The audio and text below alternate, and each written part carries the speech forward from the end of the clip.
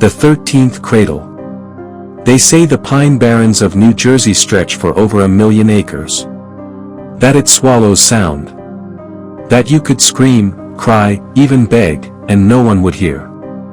I always thought that was an exaggeration. Until the forest answered me back. My name is Miles Trager. I'm a trail cartographer. Not the kind with satellites and drones. Old school. Hiking boots, a notepad, and a Nikon with a cracked lens. I've mapped forests from Alaska to Appalachia. But nothing, prepared me for the pines. It started with a client. A historical society from somewhere in Trenton. Emailed me out of the blue. Wanted me to log a forgotten trail leading to a collapsed Quaker cemetery, buried somewhere in the Barrens. Said the trail vanished sometime after the 1800s. Paid in cash. No contract. No names. My first mistake. I didn't ask any. The Pine Barrens don't welcome you. They tolerate you. The air there smells like wet wood and old blood. There's a weight in the trees, like they've seen too much. On day 1, my compass spun for 10 minutes straight.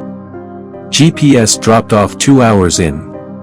My water bottle cracked from the cold even though it was 68 degrees. On day 2, I passed the same boulder 3 times in a row. I carved a mark into a tree to keep track. When I came back, it was gone. Or maybe the tree was. By day 3, I stopped seeing animals. No birds. No squirrels. No foxes. Just that low, humming silence. Like the forest was holding its breath.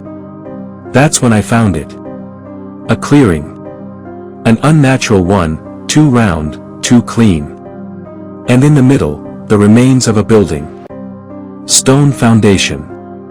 A few roof beams like broken ribs. Ivy-choked walls. And at the center, a cradle. Hand-carved. Still rocked in the breeze. Too intact. I snapped a photo. Just one. And then I heard it. A flutter. Not like a bird. Not like anything. Wings. Big. Beating the air like leather sails. And then, the scream. It came from behind me. From above. I turned. Caught just a glimpse. Something huge. Dark. And fast. I ran. I didn't look back. I made camp a few miles out. My legs were shaking. I couldn't get the scream out of my head. I kept the fire high. Drank cheap whiskey I brought for emergencies.